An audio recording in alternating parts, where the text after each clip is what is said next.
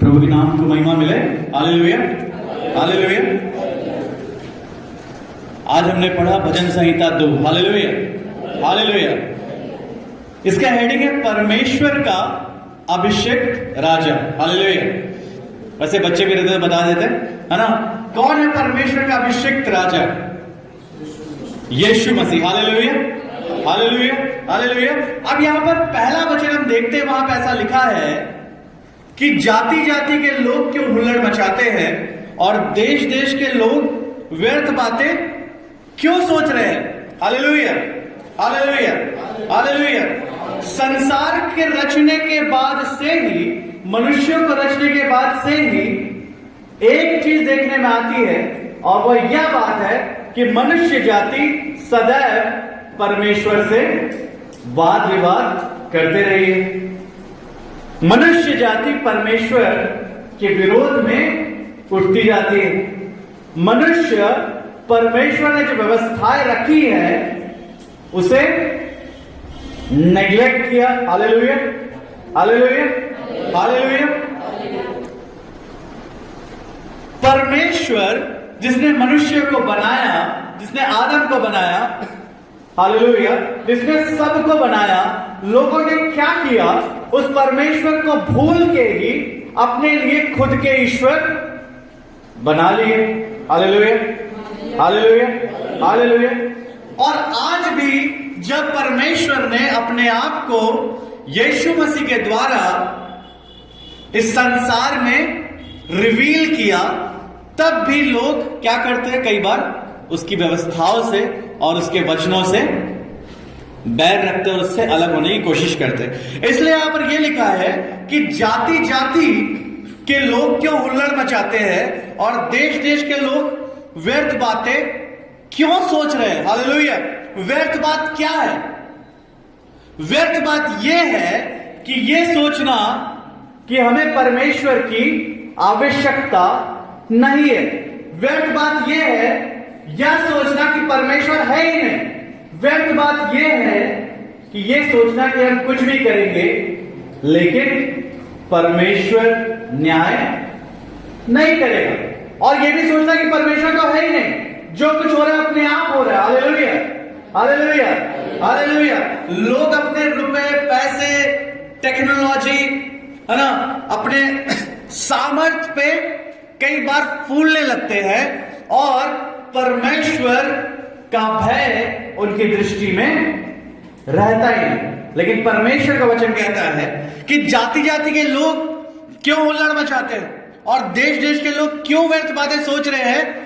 यहोवा, hallelujah, और उसके अभिषिक्त के विरुद्ध पृथ्वी के राजा मिलकर, मतलब सब लोग मिल जा रहे हैं। हालेलुया। आज हम देखते हैं कैसे लोग यीशु के खिलाफ, यीशु के सुसमाचार के खिलाफ अपने मन को, अपने प्लान्स को बनाते हैं। Hallelujah, hallelujah. आज भी ऐसा हो रहा है, हालेलुया, कि यीशु के सुसमाचार के विरोध में बातें हो रही है, यीशु के विरोध में चीजें होती है। Hallelujah, hallelujah. लेकिन वचन कहता है कि यहोवा और उसके अभिषिक्त के विरुद्ध पृथ्वी के राजा मिलकर और हाकिम आपस में सम्मति कहकर कहते हैं। लोग कितने भी राजा, कितने भी बड़े बड़े लोग क्यों ना मिल जाए, हालेलुया, हालेलुया, कितने भी बड़े बड़े लोग क्यों ना मिल जाए और वो लोग मिलकर क्यों ना सोचे, तीसरे वचन में जैसे लोग सोच रहे हैं कि आओ हम उनके बंधन तोड़ डाले, उनकी रस्सियों को अपने ऊपर से उतार फेंके। हालेलुया। एक मनुष्य या एक पावरफुल राजा या एक पावरफुल व्यक्ति या किसी देश का प्रधान या कोई बड़ा बिजनेसमैन या कोई भी ये सोच सकता है और लोगों को भी बोल सकता है कि हम परमेश्वर को, उसकी व्यवस्थाओं को नहीं मानेंगे, आओ हम उसकी रस्सियों को तोड़ डालें। इसका मतलब क्या है? हम उसकी अधीनता में नहीं रहेंगे। कौन है परमेश्वर? हम परमेश्वर को नहीं जानते। कौन है यीशु? लोग कहेंगे हम यीशु को नहीं जान रहे हैं। हालेलुया। यीशु ने हमारे लिए प्राण को दिया तो क्या? कौन है यीशु? हम नहीं जानते। हो सकता है लोग उसे रिजेक्ट कर दे, अरे ये तो अमेरिका का ईश्वर होगा। हालेलुया, है ना? या परमेश्वर कौन है? हम नहीं जानते। हालेलुया। लेकिन 14 वचन में जैसा लिखा है वह तो स्वर्ग में, वह जो स्वर्ग में विराजमान है हंसेगा। हालेलुया। मैं कई बार सोचता हूं कि मनुष्य परमेश्वर के सामने क्या है। हालेलुया। मनुष्य परमेश्वर के सामने कुछ है क्या? कुछ भी नहीं है। हालेलुया। एक दिन ऐसा आएगा कि हर एक को परमेश्वर के जब सामने जब खड़े होना पड़ेगा, तब उन्हें पता चलेगा कि परमेश्वर कौन है। वचन कहता है कि जीवते ईश्वर के हाथ में पड़ना बहुत ही भयानक बात है। Hallelujah, hallelujah, hallelujah. लेकिन कई बार लोग इस संसार में एंजॉय करने के कारण उस परमेश्वर को जो महिमा मिलनी चाहिए वो महिमा देते ही नहीं है। हालेलुया। लेकिन परमेश्वर जो स्वर्ग में विराजमान है, आप सोचिए, आप वो परमेश्वर है जिसने पूरे इस संसार को बनाया है, पूरे यूनिवर्स को बनाया। हालेलुया। और ये यूनिवर्स इतना बड़ा है कि जो लाइट सबसे तेज चलती है ना, लाइट है ना, प्रकाश, अगर लाइट भी चलना शुरू करे तो कई करोड़ों अरबों साल भी शायद लग जाए, लेकिन लाइट एक छोर से दूसरे छोर तक नहीं पहुंच पाएगा। इतना विशाल है परमेश्वर के द्वारा रचाया गया यूनिवर्स, है ना। जो ब्रह्मांड परमेश्वर ने रचाया है वो इतना बड़ा है। हालेलुया। हमारे जैसे अरबों खरबों गुना कर देंगे, आप मल्टीप्लाई कर देंगे उसको भी कई अरब से, उतने तो प्लैनेट्स है ना, उतने ही सूर्य है। हालेलुया। और उस एक पृथ्वी पर एक मतलब सोचिए, परमेश्वर, मैं कई बार सोचता हूं कि इतनी बड़ी ब्रह्मांड को बनाया है क्यों। Hallelujah, hallelujah. मैं सोचता हूं इसलिए बनाया होगा कि मनुष्य इस चीज को समझे कि मैं कितना बड़ा। आप सोचिए, जब ब्रह्मांड को बनाने वाला इतना बड़ा है, हालेलुया, जब ब्रह्मांड इतना बड़ा है तो ब्रह्मांड को बनाने वाला कितना बड़ा है, और मनुष्य क्या है। हालेलुया। इसीलिए वचन कहता है कि परमेश्वर जो कि स्वर्ग में विराजमान है वो हंसेगा। मैं सोचता हूं कई बार जब मनुष्य परमेश्वर के विरोध में सोचते होंगे तो परमेश्वर भी हंसता होगा। हालेलुया, है ना। बोलते हुए, अरे देखो यार, मैं ही बनाया इनको और ये मेरे खिलाफ बोल रहे है कि नहीं, है ना। मतलब मनुष्य है ही क्या? परमेश्वर इसे पलक ही झपका दे और पूरी संसार नष्ट हो जाएगा? नहीं होगा, बताइए। हालेलुया। लेकिन फिर भी आज भी लोग क्यों बचे हुए पता है? परमेश्वर अनुग्रहकारी, वो धीरज धरता। वचन कहता है वो तुम्हारे विषय में धीरज धरता है कि कहीं तुम नष्ट ना हो जाए। परमेश्वर चाहता है कि हर एक पूरा मौका उनको मिले कि वो अपने मन को मेरी ओर फिराए। Hallelujah, hallelujah, hallelujah. क्योंकि जो चीज, समझिएगा इस चीज को, जो भी चीज आपने खुद से बनाई है ना, आप उससे बहुत प्यार करें। और जो चीज आपका ही अंश है, हालेलुया, परमेश्वर ने अपनी सांस हमारे अंदर फूकी है ना। मैं सोचता हूं कि जितना मैं अपनी बच्ची से प्रेम करूंगा, है ना, उतना प्रेम मैं और किसी से कर सकता हूं क्या? शायद नहीं कर पाऊंगा, है ना। कारण क्या है इसका? क्योंकि वो मुझसे जुड़ी हुई। हालेलुया। वैसे परमेश्वर ने हमें बनाया। हालेलुया। लेकिन कई बार हम उस प्रेम को ही बहुत हल्के में लेते हैं। लोग लेते हैं, हम नहीं लेते। Hallelujah, hallelujah, hallelujah. हम हल्के में लेने वाले लोग नहीं हैं, लेकिन वो लोग ले रहे थे। और परमेश्वर कहता है कि जो स्वर्ग में विराजमान है हंसेगा, प्रभु उनको ठट्टों में उड़ाएगा। हालेलुया। अब छठवें वचन में वो क्या कहता है, कोई पढ़ दीजिए। हाँ, मैं अपने ठहराए हुए राजा को अपने पवित्र पर्वत पर सिय्योन की राजगद्दी पर बैठा। हालेलुया। परमेश्वर कह रहे हैं कि मैं अपने ठहराए हुए राजा को तो सिय्योन की राजगद्दी पर बैठा चुका हूं। हालेलुया। वो राजा हमारा प्रभु यीशु मसीह, आत्मिक रूप में देखेंगे तो वो कौन है? प्रभु यीशु मसीह। वो सदा का राजा है। हालेलुया। वो सदा का राजा है। और 7वां वचन मुझे बहुत अच्छा लगता है, उसमें एक बात ऐसी लिखी है कि मैं, अब जब राजा बैठ गया, यीशु मसीह बैठ गया, तो यीशु मसीह एक वचन का बोलते हैं, मैं प्रचार करूंगा। और वचन ये है कि जो यहोवा ने मुझसे कहा, तू मेरा पुत्र है, आज तू मुझसे उत्पन्न हुआ है। हालेलुया। मैं बताऊं, यहूदी लोग यीशु मसीह से बहुत ज्यादा एक कारण से बहुत ज्यादा चिढ़ते थे। बताइए कि वो क्या बात है? क्योंकि वो बार बार यीशु गवाही दे दे के वो अपने आप को परमेश्वर का पुत्र बताता था। Hallelujah, hallelujah. और यहूदी इस बात से बहुत चिढ़ जाते थे कि अरे ये कैसे अपने आप को परमेश्वर का पुत्र बता रहा है। Hallelujah, hallelujah, hallelujah. मैं आपको बताऊं, यीशु उन्हें उनके सामने अपने आप को परमेश्वर का पुत्र तो कहता ही था। यीशु चाहता था वो लोग ये समझे कि वो लोग भी परमेश्वर के पुत्र ही हैं। Hallelujah, hallelujah. इस बात को समझ रहे हैं आप? Hallelujah, hallelujah. इसीलिए जब चेले बोलते हमें प्रार्थना करना सिखा, तो यीशु पहली बार इस तरीके से प्रार्थना करना उन्हें सिखाया। हालेलुया। क्या कहा यीशु मसीह ने? हे हमारे पिता। हालेलुया। यीशु ने कहा है हमारे पिता। यीशु जब ये कहता था कि मैं परमेश्वर का पुत्र हूं, हालेलुया, हालेलुया, इस बात को समझिए, वो अपनी बढ़ाई के लिए नहीं, वो लोगों को भी ये बताना चाहता था कि तुम कोई नॉर्मल व्यक्ति नहीं हो। हालेलुया। तुम भी कौन हो? तुम परमेश्वर के पुत्र ही हो। Hallelujah, hallelujah, hallelujah.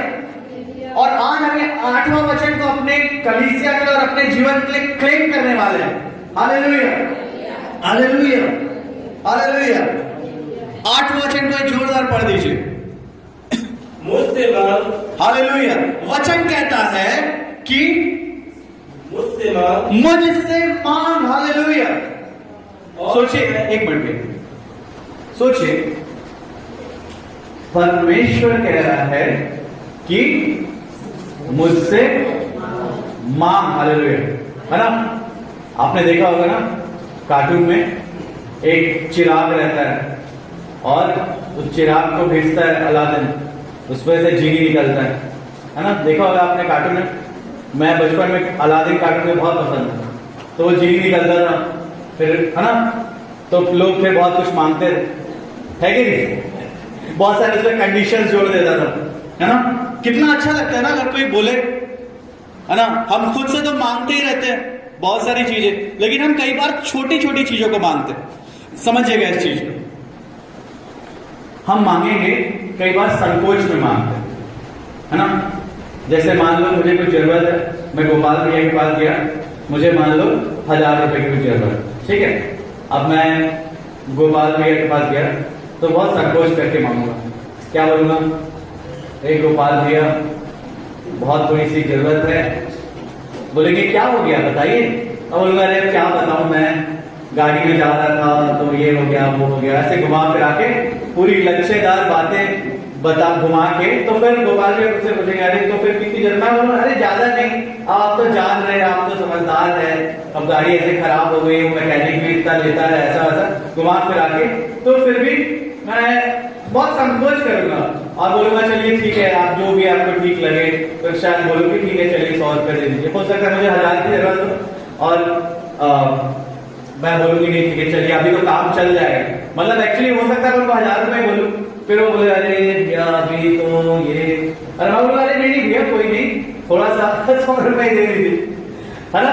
कई बार हम खुद से, ये तो एक मनुष्य की बात हो गई, मैं बताऊं कई बार हम परमेश्वर से मांगने में भी क्या करते हैं? कंजूसी करते हैं, बहुत संकोच करते हैं। हालेलुया। हमारी प्रार्थना रहती है प्रभु मुझे कुछ नहीं चाहिए प्रभु, है ना? मैं प्रभु बस मेरा घर वाले सब ठीक रहे, प्रभु मुझे और कुछ नहीं चाहिए। हालेलुया। होता है कई बार, हम लोग ज्यादा नहीं सोचते, हम लोग बोलते नहीं ज्यादा नहीं, ज्यादा नहीं मांगते, लेकिन परमेश्वर हमेशा अपने वचन में बार बार ये बोला है कि मुझसे मांगो। अच्छा, परमेश्वर को ये क्यों बोलना पड़ा होगा बताइए? क्योंकि लोग मांगते ही नहीं, है ना? जैसे मान लीजिए मेरी बेटी थोड़ी बड़ी हो गई, अब वो कभी भी मुझसे मांगती नहीं, है ना? कारण ये भी हो सकता है मैं सब उसे दे रहा हूं, लेकिन मैं उससे बोलूंगा अरे कुछ तो चाहिए, बताओ ना क्या चाहिए, तुमने इतने अच्छे नंबर लाए हैं, या बताओ तुम्हें क्या चाहिए। Hallelujah, hallelujah. समझ रहे आप? जब लोग मांगना ही बंद कर देते तो परमेश्वर को बोलना पड़ता है मांगो, हालेलुया। और मैं बताऊं, जब परमेश्वर कहता है मांगो, तो परमेश्वर आपको छोटी चीजें मांगने के लिए नहीं कहेगा, हालेलुया। और आज का ये वचन हमारे सब के लिए है, जो परमेश्वर कह रहा है कि आप मुझसे क्या करो, क्या लिखा है भैया? मुझसे मांग, हालेलुया।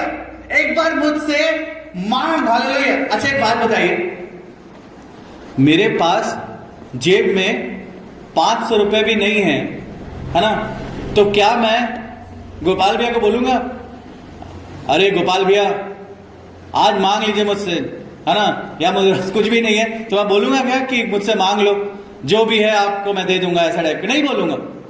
बोलूंगा कि नहीं बोलूंगा? परमेश्वर के पास है, हालेलुया, बहुत है, हालेलुया, हालेलुया, हालेलुया। तभी यीशु कहते हैं मेरे पिता के पास बहुत से रहने के स्थान है, हालेलुया, हालेलुया। इसलिए परमेश्वर कह रहा है मुझसे मांग। और मैं बताऊं परमेश्वर फिर क्या करेंगे आगे भैया, क्या लिखा है? और मैं जाति जाति के लोगों को, और मैं जाति जाति के लोगों को, परमेश्वर सोचिए, मैं आप लोग हम लोग कई बार एक जन के लिए प्रार्थना करते हैं ना कि वो विश्वास में आए, हालेलुया। कई बार वो हमारे परिवार के लोग होते हैं, हो सकता है कई बार वो हमारे पड़ोसी भी हो, लेकिन मैं बताऊं परमेश्वर हमें कितना देना चाहता है, वो चाहता है कि हम कितना मांगे, हालेलुया। क्या लिखा है कि मैं जाति जाति के लोगों को तेरी संपत्ति होने के लिए, तेरी संपत्ति होने के लिए, और दूर दूर के देशों को, हालेलुया, तेरी निज भूमि बनने के लिए दे दूंगा। परमेश्वर चाहते हैं कि हम उनसे जाति जाति के लोगों को मांगे, हालेलुया। परमेश्वर चाहते हैं कि हम उनसे देश देश के लोग, हरा दूर दूर के देशों को भी हम उनसे मांग ले, हालेलुया, हालेलुया। मैं बताऊं, ऐसे देखा जाए तो ये यीशु मसीह के लिए है। यीशु मसीह तभी बोलते हैं ना मैं तुम्हारे लिए भी प्रार्थना करता हूं, हालेलुया। लेकिन मैं बताऊं यीशु के साथ काम करने वाले लोग कौन? दूर दूर के देश मिलेगा तो किसके द्वारा मिलेगा? Hallelujah, hallelujah, hallelujah. अगर दूर दूर के देशों को हमें मसीह यीशु में लाना है तो किसके द्वारा आएंगे? हमारे द्वारा, हालेलुया, हमारी प्रार्थना के द्वारा। लेकिन परमेश्वर का वचन यहां पे कहता है, हालेलुया, कि मुझसे मांग और मैं जाति जाति के लोगों को तेरे लिए दे दूंगा। मुझसे मांग और मैं देश देश के लोगों को तेरे लिए, तेरे निज भूमि होने के लिए दे दूंगा, हालेलुया, हालेलुया, हालेलुया। इसलिए हम लोग सीधा 11वें वचन पढ़ेंगे, उसमें लिखा है डरते हुए यहोवा की उपासना करो और कांपते हुए मगन, हालेलुया, हालेलुया। मैं बताऊं कई बार हम परमेश्वर की आराधना भी करते हैं, उपासना भी करते हैं, लेकिन परमेश्वर का वचन ये कह रहा है कि तुम समझो कि परमेश्वर कौन है और कितना बड़ा है, हालेलुया। इसलिए कहता है कि डरते हुए यहोवा की उपासना करो। मैं बताऊं अगर सच में परमेश्वर अपने पूरे स्वरूप में उतर आए यहां पर, है ना, तो क्या होगा? हम अपने नजरों को भी नहीं उठा पाएंगे, है ना, क्योंकि परमेश्वर इतना महान है। मूसा ने भी उसको देखा ना, मूसा ने कैसे देखा? एक दरार में से देखा, है ना, क्योंकि परमेश्वर भी जानते कि मूसा जो कि इतना अच्छा व्यक्ति है, वो भी उनके पूरे स्वरूप का, उनके पूरी सुंदरता और पूरी महिमा, उनके पूरे तेज का सामना नहीं कर सकता। इसलिए कहता है कि डरते हुए यहोवा की उपासना करो और कांपते हुए मगन हो, हालेलुया। मुझे 12वें वचन बहुत ही प्यारा लगता है ना। क्या लिखा है कि पुत्र को चूमो। आज हमें जरूरत है, इस संसार को जरूरत है यीशु को ग्रहण करने की, यीशु से प्यार करने की, हालेलुया, हालेलुया, हालेलुया। पुत्र को चूमना अत्यधिक आवश्यक है। ऐसा लिखा है कि पुत्र को चूमो, ऐसा ना हो कि वो क्रोध करे और तो मार्ग में ही नष्ट हो जाए। मैं बताऊं, जो कोई भी अगर यीशु से प्रेम नहीं कर रहा है वो नष्ट हो जाएगा। हालेलुया। वचन ऐसा कहता है, मत्ती रचित सुसमाचार के 21 अध्याय में यीशु मसीह एक बात दृष्टांत बताते हैं। एक व्यक्ति रहता है, वो एक खेत लगाता है, दाख रस के लिए कुंड खोदता है और किसानों को उसको देकर चला जाता है। उसके बाद वो कुछ दासों को भेजता है। पता है वो किसान लोग क्या करते हैं उन दासों को? बताइए क्या करते हैं? वो लोग उन्हें मार डालते हैं। उसके बाद वो व्यक्ति सोचता है कि मैं कुछ और लोग को भेजूंगा। हालेलुया। तो वो कुछ और लोग को भेजता है, कुछ और दासों को भेजता है और फिर से किसान लोग क्या करते हैं? उन दासों को मार डालता है। उसके बाद वो व्यक्ति सोचता है कि हो सकता है कि ये लोग मेरे दासों का आदर नहीं कर रहे हैं, लेकिन अगर मैं अपने पुत्र को भेजूंगा तो वो मेरे पुत्र का आदर करेंगे। तो फिर वो व्यक्ति अपने पुत्र को भेजता है कि जाओ और जो खेती किसानी वहां पे जो कुछ भी हुई है उसके फल को लेके आओ, है ना, उसको अपने कंट्रोल में फिर से ले लो। लेकिन वो व्यक्ति क्या करते हैं आपको पता है? क्या करते हैं? उन लोग बोलते हैं, अरे अभी तक तो दास आ रहे थे। हालेलुया। वो पता है यहाँ पे दास लोग कौन है? जितने भी भविष्यद्वक्ता जो आए हैं, है ना, पुराने नियम के सारे भविष्यद्वक्ता, वो सारे दास लोग है ना। और बाकी जो लोग मार रहे हैं वो लोग कौन है? उन लोग इस संसार के लोग, इजरायली लोग, यहूदी लोग, बाकी लोग। हालेलुया।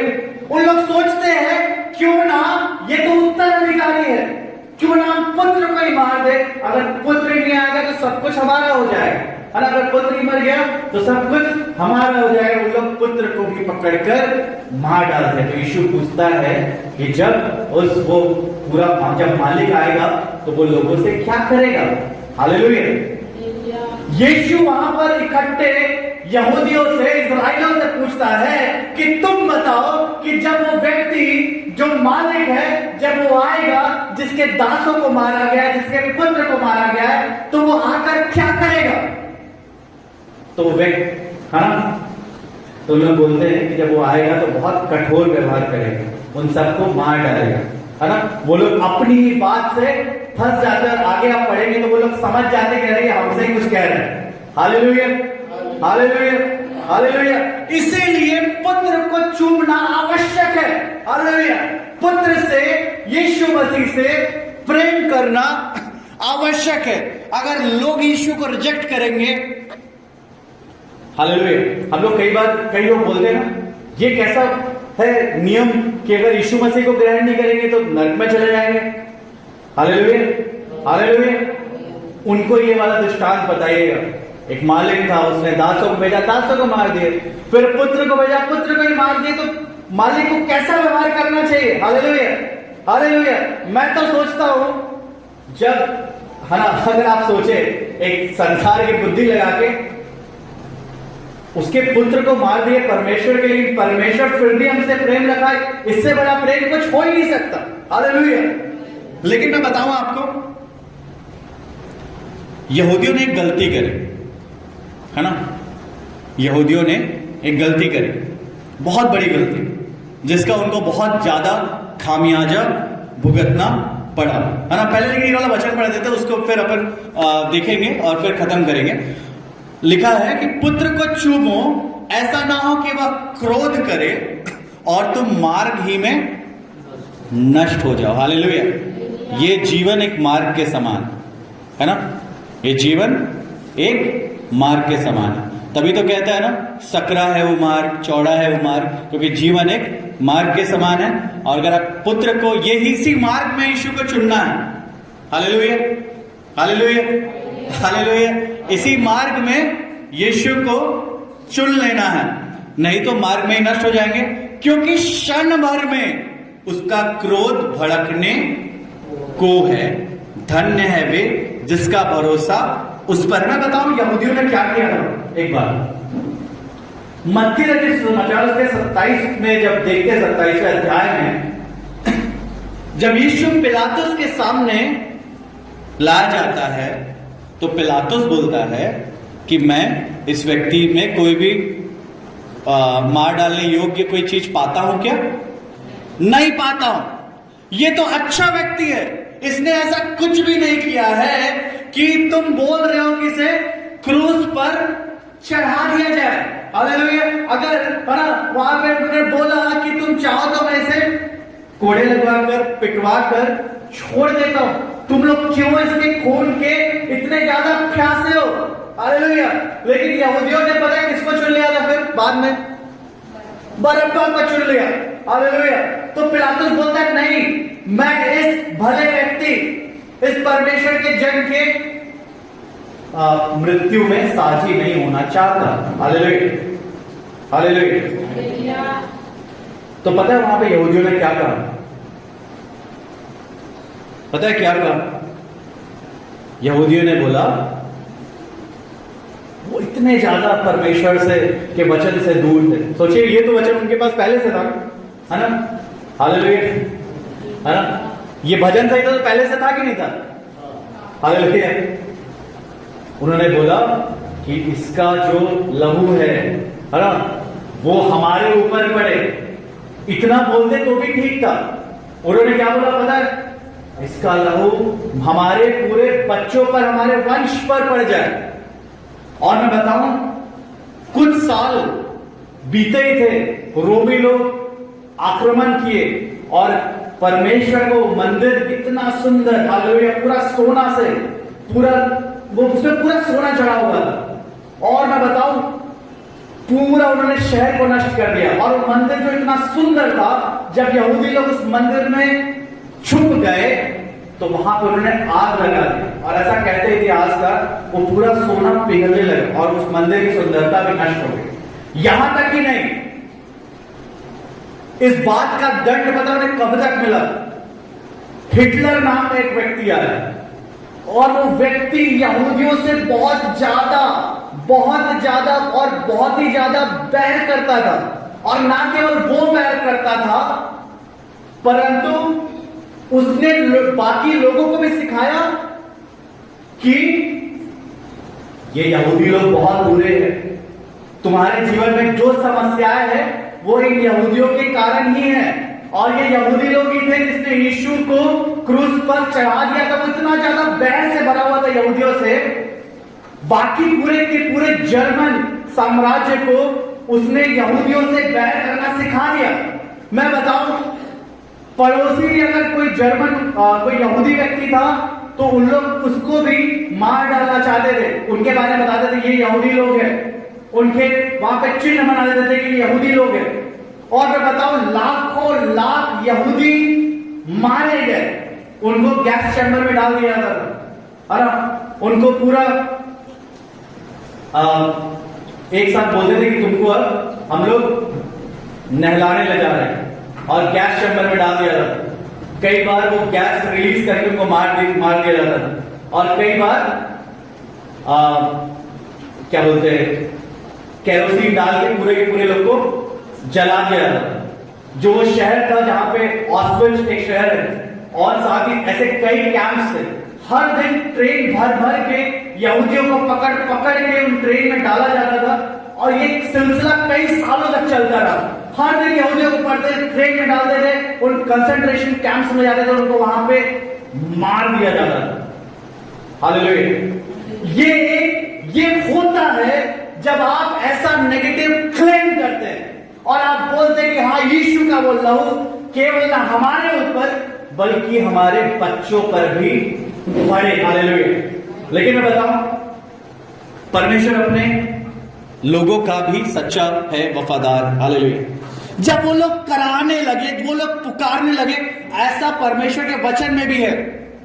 मैं बताऊं, जब द्वितीय विश्व युद्ध खत्म हुआ तो ये डिक्लेरेशन हुआ कि यहूदियों की हमें सुधि लेनी है और यहूदियों के लिए हमें देश बनाना है। और वचन ऐसा कहता है कि एक ही दिन में मैं उस देश को फिर से बसा दूंगा। एक घोषणा हुई कि जहां जहां यहूदी रहते हैं उन सबको सूचना दो। और मैं बताऊं, भारत में उस समय बहुत सारे यहूदी रहते थे, और ये घोषणा हुई कि संसार में जहां कई यहूदी रहते हैं उन सबको बुलाओ और उन सबको इजरायली देश में बसा दो। उस समय जवाहरलाल नेहरू जी ने प्लेन्स का इंतजाम किया और सारे यहूदियों को बोला, इस बात का प्रचार करें पूरे संसार में कि एक देश फिर से तुम्हारे लिए बसेगा। और वो सब मिलकर सम्मति करते हैं कि इस देश का नाम हम क्या रखेंगे? इजराइल रखेंगे। Hallelujah, hallelujah. उनके नेगेटिव प्रोक्लेमेशन के कारण यहूदियों पर और उनके संतानों पर एक श्राप आया था। वो लोग हिटलर के द्वारा नष्ट किए गए, वो लोग रोमियो के द्वारा नष्ट किए गए। लेकिन जब उन्होंने परमेश्वर की ओर फिर से पुकारा, हालेलुया, तो परमेश्वर, और ये वचन में लिखा है ना, एक ही दिन में मैं उन्हें फिर से बसा दूंगा। और परमेश्वर ने उन्हें फिर से बसा दिया। Hallelujah, hallelujah, hallelujah, hallelujah. उन लोगों ने पुत्र को नहीं चुमा था, इसके कारण वो नष्ट हो गए। और आज भी वही पुत्र है, और आज भी वही पुत्र से प्रेम करना है। अगर संसार पुत्र से प्रेम नहीं रखेगा तो वो नष्ट हो जाएगा। हालेलुया। उन्हें परमेश्वर के क्रोध का सामना, वो चाहे ना चाहे, हम भी नहीं चाहे। हालेलुया। आप नहीं चाहेंगे कि आपका पड़ोसी कोई नष्ट हो जाए। हालेलुया। आप चाहेंगे? हम कोई नहीं चाहते, क्योंकि परमेश्वर में प्रेम करना सिखाता है। लेकिन परमेश्वर का वचन हमें यह भी सिखाता है कि अगर कोई उसके प्रेम को ग्रहण नहीं करेगा तो पाप के कारण उसके लिए एक ही जगह बचेगी। हालेलुया। मैं बताऊं, नरक ऐसा नहीं है कि वहां पे सिर्फ आग ही जल रही है या वहां पे सिर्फ वही है। हालेलुया। नरक का अर्थ है जहां पर परमेश्वर की उपस्थिति नहीं है। हालेलुया। और जहां परमेश्वर की उपस्थिति नहीं है वही तो नरक है। Hallelujah, hallelujah, hallelujah. जो लोग परमेश्वर के द्वारा चुने गए, यीशु मसीह के द्वारा, वो उसके साथ रहे, वही तो स्वर्ग है। हालेलुया। और बाकियों के लिए सिर्फ एक ही स्थान बच जाएगा जहां पर शैतान और उसके पूरे जो दुष्ट आत्माएं सब रहेंगे। एक ही स्थान तो बचेगा। Hallelujah, hallelujah, hallelujah, hallelujah, hallelujah. हो सकता है लोग बोलेंगे, प्रभु क्यों हमें भेज रहे हो? तो प्रभु कहेंगे, तुमने खुद चुना है यहां पर जाना, क्योंकि मुझ तक पहुंचने के लिए तो यीशु ही मार्ग है। हालेलुया। इसलिए कहता है ऐसा ना हो कि तुम मार्ग में ही नष्ट हो जाओ। Hallelujah, hallelujah. तो इन वचनों को ग्रहण करके आज जाइए और दूसरों को भी हमें इनको बताना है। हालेलुया। तो प्रभु इन वचनों के द्वारा, इस भजन संहिता के द्वारा हमें आशीष दे। आप सबको जय मसीह। जय मसीह।